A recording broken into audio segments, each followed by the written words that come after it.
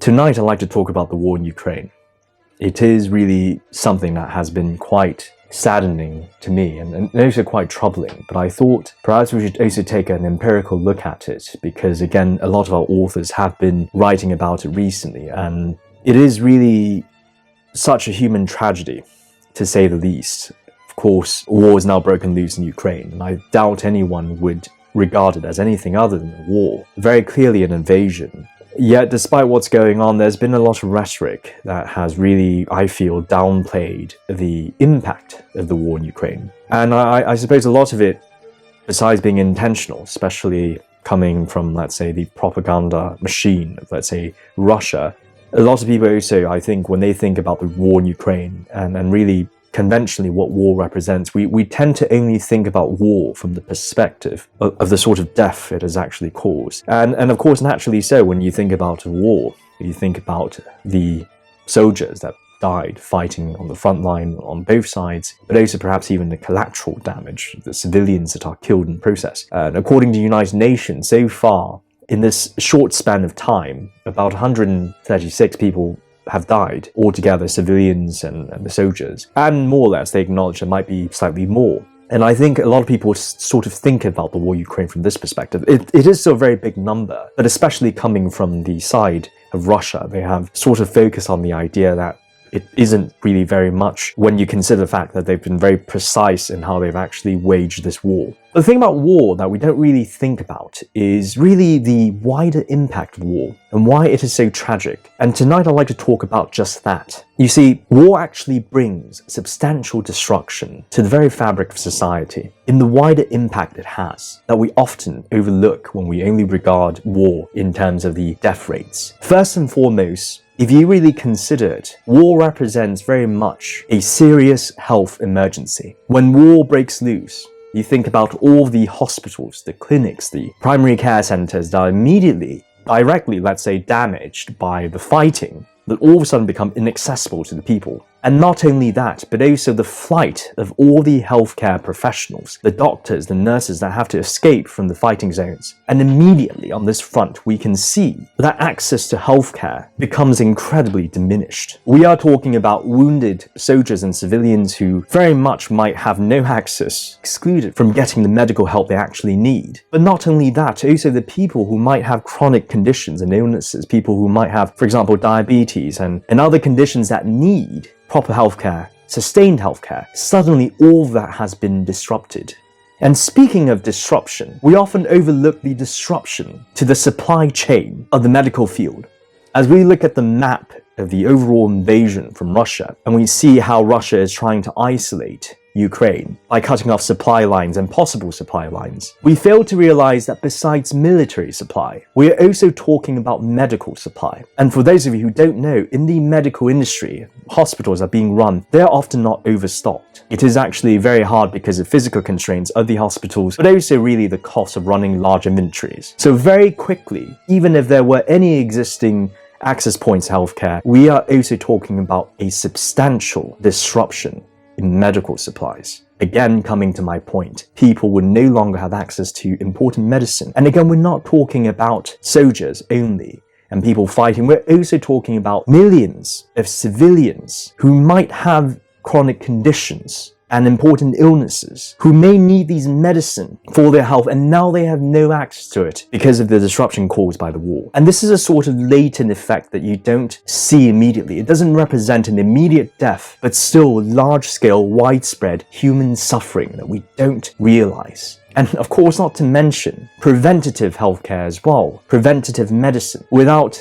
diagnosis centers being able to operate, and the lack of staff, the lack of supply, the lack of equipment, potential patients that might have life-threatening diseases that might have been diagnosed early, they no longer are able to diagnose the diseases. We're talking about, for example, cancer, especially in the context of today.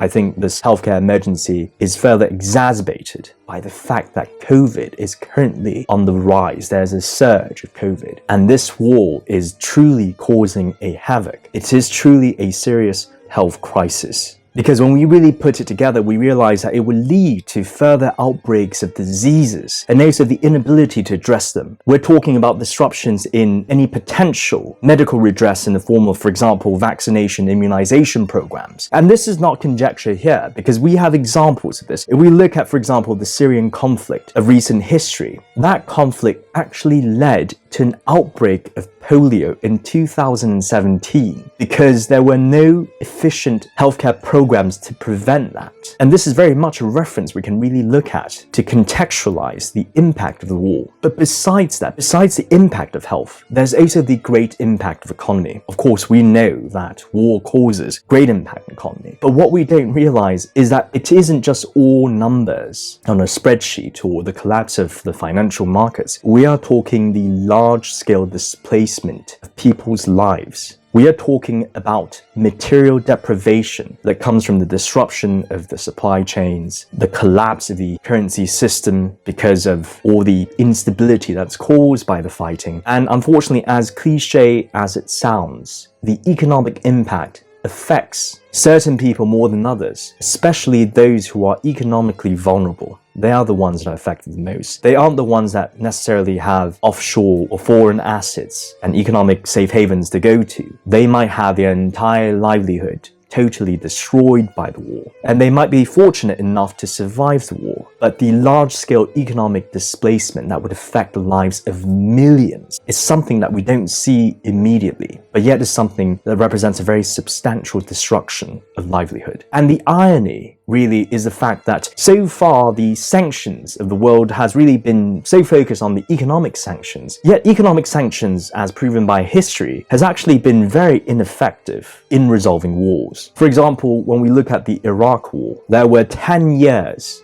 of economic sanctions against Saddam Hussein, but that did not dispose him for at least 10 years. And these sanctions, they actually affect the civilians, the citizens of the countries, much more than they do the political elite. Because as we hear these news coverage of all these businesses closing down and stopping trade with the countries, the ones that are affected the most are actually the people that no longer have access to these things, to these goods and services. Their livelihoods are directly affected. And so the true economic cost of war is something that is often overlooked. And this really ties me to the final point, which is the social impact of war. War causes mass movement of people. Generally, they are broken down into two categories. The internally displaced people. These are the civilians living within a country that is attacked in Ukraine. In the context of Ukraine, perhaps a certain part that have been attacked, so they have to immediately migrate to a safer part. But also externally in the form of refugees. And so far, this conflict has actually caused 500,000 people to migrate, only in such a short span of time. We can anticipate the number to be much higher because the conflict in eastern Ukraine previously led to the migration of 3 million people.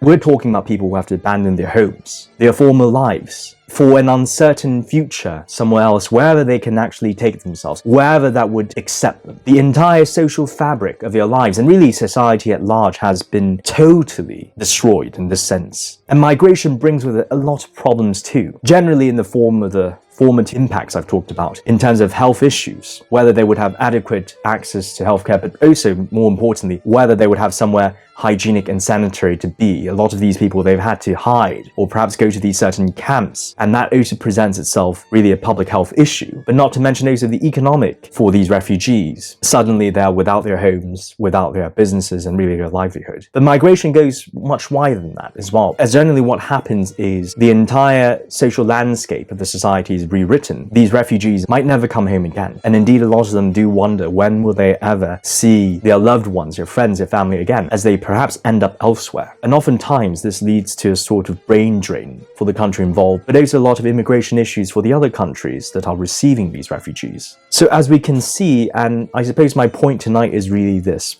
we don't really realize the true impact of war. It goes beyond just the death that we see, the death rate. It goes beyond just the conventional assumption of who is killed. War is really a destruction of a society on so many fronts. many of which I've highlighted in our chat tonight. And that is why war is so tragic. And it is so unfortunate that even in today's modern age, where we would like to think of ourselves, our society as a whole, our global village as a whole, as being more enlightened than our ancestors, it is rather unfortunate that this has happened. And truly, we should empathize and sympathize to the Ukrainians right now that are suffering.